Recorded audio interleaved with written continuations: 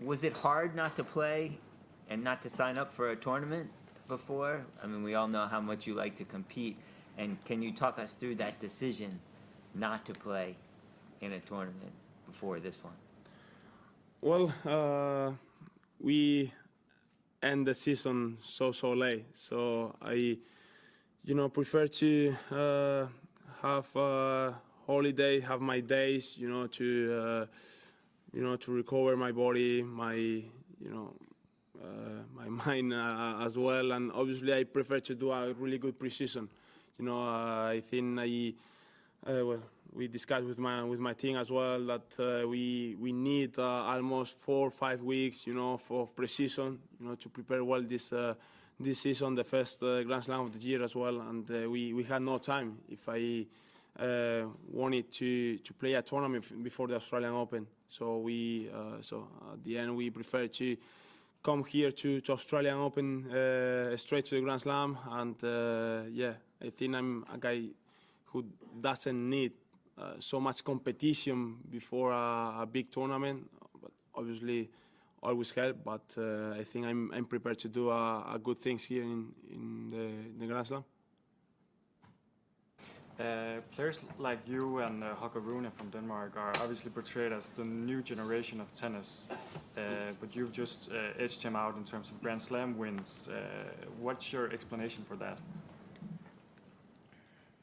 I don't know. I mean, for example, yeah, Holger is the same age as me, but Sinner is just 2 years older, so we are setting a good generation, I think, or as you say, we are the next generation. But I don't know why I want to Grand Slam and they don't.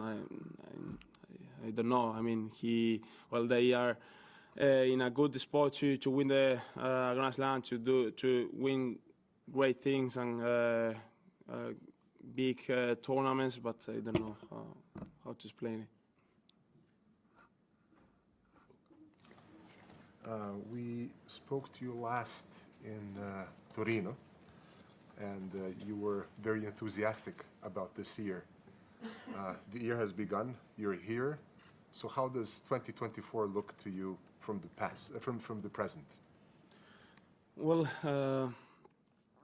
yeah, it's still exciting about this year. I hope it's gonna be as good as the 2023. Yeah, he prepared really well this this start. We are gonna start with this tournament, but yeah, I think I did a good preparation coming to this year. I think right now we have to improve with the things that I didn't do well last year, for example, and trying to be better with my team and myself, obviously. But I think this year it's gonna be a good one. I don't know. I mean, on the court, off the court. I mean, I think everybody can be better. Everybody can improve their things, and I'm not perfect, so I have to improve a lot of things on the court and off the court as well. What do you think will be maybe the hardest part of not having Juan Carlos here? Will it be off court or on court during your matches? And is this maybe an opportunity to get to learn to play a bit more without him on the sidelines with you? Well, it's tough not being with him. Obviously, he traveled, almost 100% of the tournaments. Probably he missed just 1 or 2 last year, so it's gonna be difficult to approach a big tournament without him, But I have someone with me that is a great coach as well.